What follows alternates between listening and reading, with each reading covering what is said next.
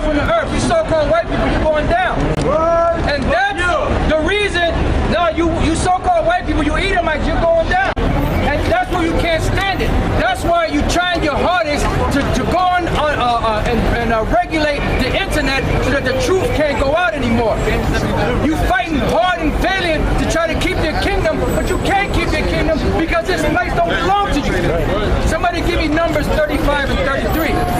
Because you shed the blood of the children of Israel in this land, and then you had the nerve, you had the damn nerve to turn around and act and say, that's in the past. Let the past be the past. Forget about that. Why are you dwelling in the past? Well, first of all, the Heavenly Father is a just power. There's a certain thing that the Lord will do to be able to cleanse the land. If you kill somebody in this, let's say in this society, if you kill somebody, they will hunt you down from Timbuktu all the way down to Colombia, up into Greenland, wherever you hide. They will hunt you down and find you and bring you to justice. But now, the things that were done in the past to the so-called Native American Indians, and the so-called black men, and the so-called Latin tribes, they were slaughtered, they were butchered, their heads were cut off, the babies, the mothers were, pregnant mothers were ripped in half, the babies taken out of their stomachs, their heads, the little babies' heads crushed, and you think the white man ain't gonna pay for that? So what does that mean? That means that they shed blood. So now what does it say in the law concerning those that shed blood? Who got that? Numbers 35, verse 33. So ye shall not pollute the land wherein ye are, for the blood defileth the land. So it says the blood defiles the land. So when you kill somebody premeditatedly, that pollutes the land. Although you had 3 cities of refuge where if you were to kill somebody by accident, you would be able to run to those cities of refuge until the judge was set up and you were able to plead your cause. But when you premeditate and you kill somebody and shed their blood, what does the blood do? Read it again. So ye shall not pollute the land wherein ye are. So the Lord said you should not pollute the land wherein you are. Okay? For blood it defileth the land. For blood it defileth the land. So the Native American Indians that were in this land were slaughtered and butchered by the so-called white man. So their blood was shed on the earth. So it polluted this land called America. But then instead of those that slaughtered the Native American Indians being slaughtered, what did they do? They put the rest of them on concentration camps and they took over their land, and now they'll tell you, get the hell out of my land, go back to Mexico, go back to Africa, and this ain't your land. This ain't your land. This land does not belong to the so-called white man. This land does not belong to the so-called white man. You are in this land as a thief, as a murderer, as a vagabond. You're the real illegals of the planet. Read on, brother. And the land cannot be cleansed of the blood that is shed therein, but by the blood of him that shed. So the land cannot be cleansed of the blood that was shed, but by the blood of him that shed it. So now a lot of you'll say, well, my forefathers weren't here. Custer, George Washington, and all those so-called founding forefathers that slaughtered the Native American Indians, they're not here. So now what does the Lord say concerning that? Because somebody got to pay. Because the bottom line is that this land has not been cleansed of the blood that was shed of the Native American Indians. So now how is justice and judgment going to be played out in the earth if the children if the people that murdered those inhabitants of this land are not here today? Go ahead, brother. Ezekiel chapter 35, verse 6, it says, therefore, as I live, said the Lord power, I will compare thee unto blood, and blood shall pursue thee. Right, so the Lord said concerning the so-called white men, the Edomites, that the Lord is going to prepare them unto blood, which means what? That the Most High is premeditating the murder of Esau, the so-called white man. The Most High is premeditating it. He said he will prepare you unto blood. Go ahead.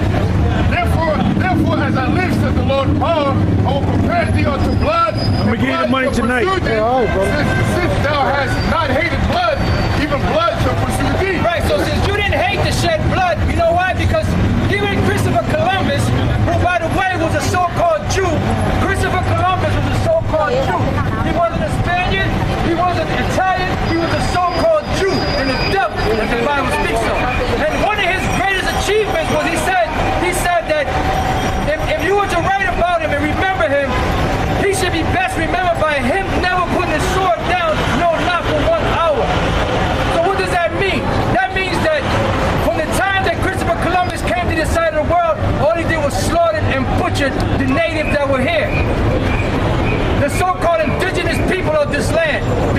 the Boricua, Taino Indians, the Arawaks, and the rest of those so-called Central American, Mexican, and South American tribes that were here.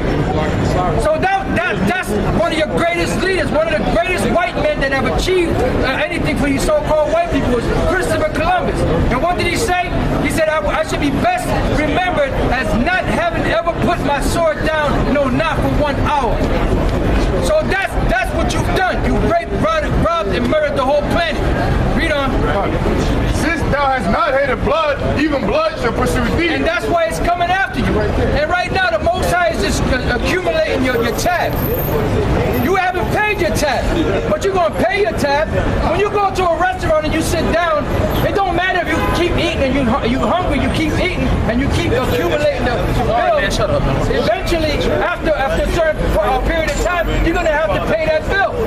So you so-called white people, your bill has been added up. So now you got to pay the piper, so to speak. And not just the so-called white man.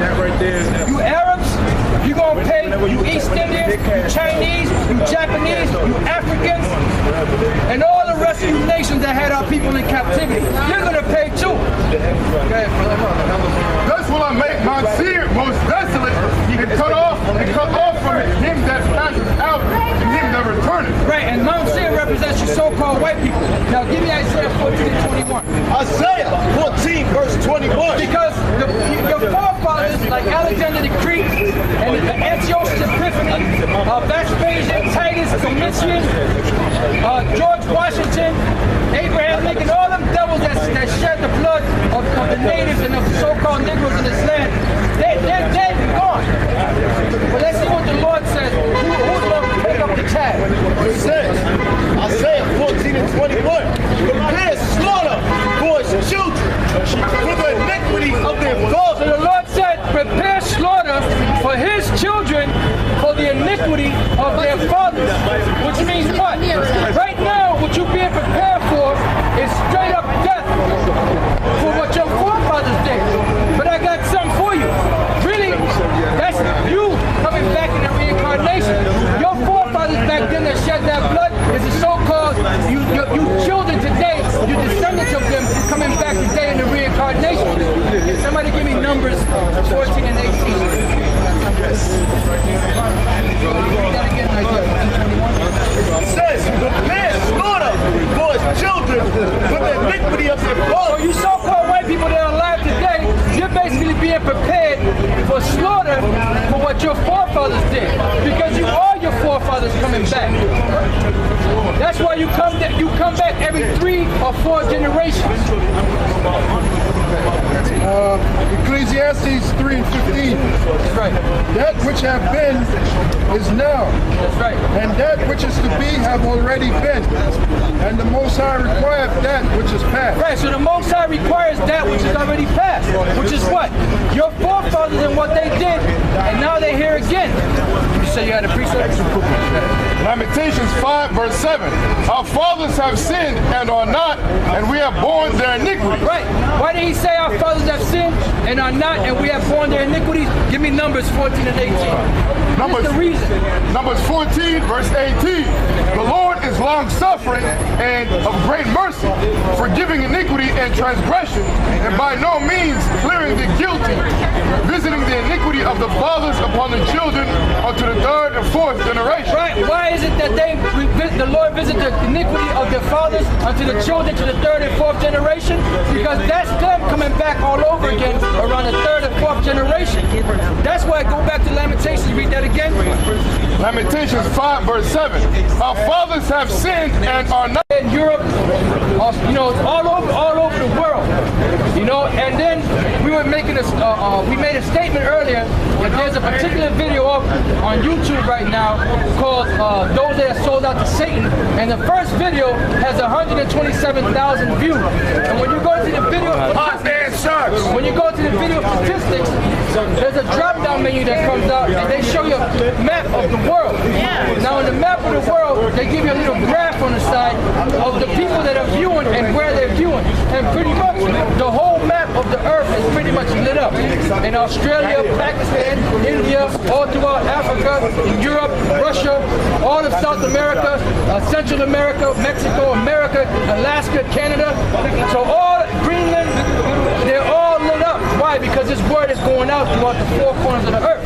And the Lord said when that happens, that's when the end shall come. This is Romans 10 and 18.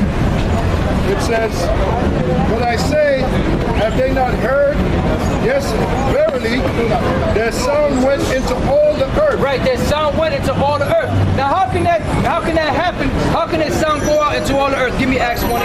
How can that sound go out throughout the whole earth? By the internet. Because even back then, as great as Paul was, Timothy and the men that were with him, the apostles, John and James and Peter and them, as great as they were, they wouldn't be able to cover all that ground. Because Yahweh Shai said, just go out and teach the word, because you will not be able to go to all the cities where Israel is at, to the Son of Man become. So basically, this time the Lord created the internet, gave the so-called white man the technology for the satellite and for those rays to create the internet, basically for us, to propagate his word, to gather his elect from the four corners of the earth, and at the same time to judge everybody. Because there's two judgments, which is one judgment cut up into two parts. You have the judgment of the righteous, which is the elect to be delivered, and you have the judgment of the wicked, which is whether they're going to be destroyed here or their kingdom be brought down and they go into slavery.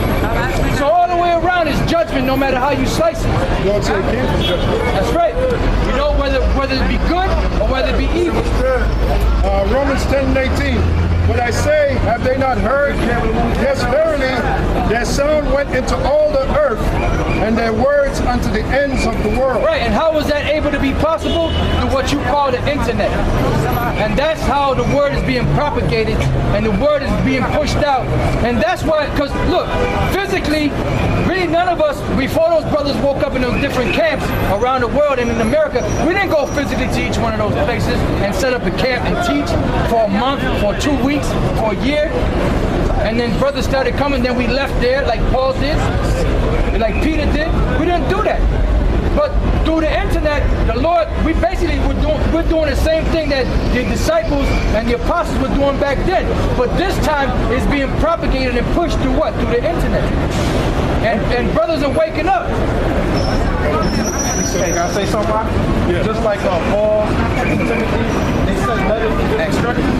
Well, this is basically a digital letter. This is a digital epistle. That's right. Video, yep, epistle. It's a video epistle. So it's out there in the airwaves. If you got a computer, you got a modem, you can grab it and watch it. That's right. Instead of waiting for it to come in the mail to you, or for somebody to bring it by messenger. Right. And deliver the epistle of Paul. Right. The epistle of Timothy. Because basically all it is a verbal epistle. Back then they would write the epistle, and not everybody that you might have 50 people in the church, right? And then each individual, okay, pass me, here you go. Here goes the epistle, Paul's epistle. You can read it. All right, you finished? All right, here you go, brother. You read it now. Yep. You got it? All right, here you read it now, brother. It wasn't like that. Nope.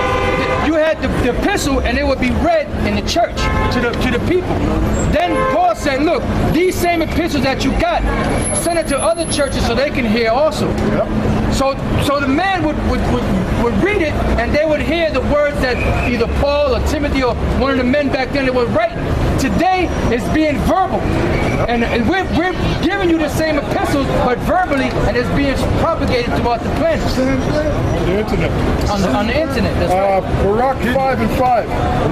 Arise, O Jerusalem, and stand on high, and look about toward the east, and behold thy children gathered from the west unto the east by the word of the Holy One. Right, gathered from the west unto the east by the word of the Holy One. Where are we at?